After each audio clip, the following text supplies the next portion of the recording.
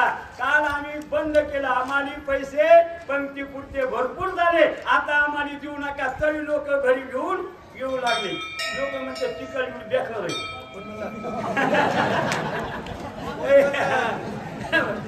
आता कुणी म्हणतोय तर चिकल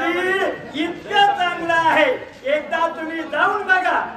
कारण का की या गावाच्या ठिकाणी कोणतंही काम धरा ते सिद्धीला जातोय 5 लाखाचं महादेवाचं मंदिर झालेलं फक्त 1 महिना झालाय आणि आता ही 1,00,000 पंगत होऊ लागली कुठाले परगावचेत का इतके आमच्या गावाचे लोक देण्याकरता दान देण्यासाठी श्रेष्ठ आहे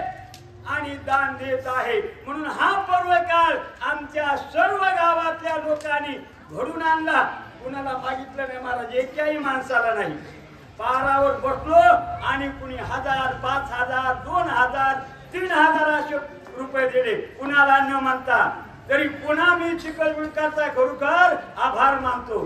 कारण का तुम्ही जर माझ्या पाठीशी म्हणून हे असा कार्यक्रम एकाही माणसाला न विचारता पंगत घेतली आणि पंगत यशस्वी आपली आता फक्त एवढी सूचना आहे चिखलविळच्या तरुण मंडळींनी वाढण्यासाठी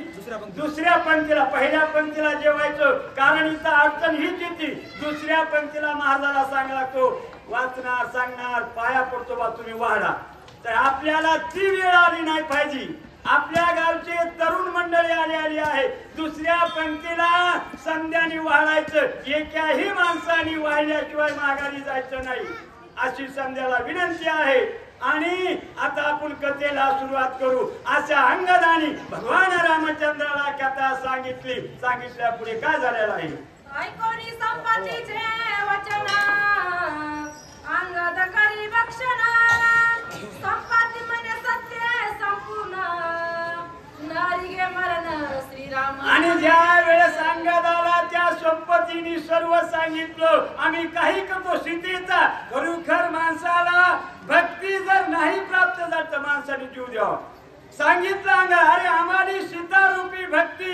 भेटत नाही म्हणून आम्ही जीव तयार द्या झालो पुढे काय करीत आहे ऐकोनी संपातीचा व्रतांत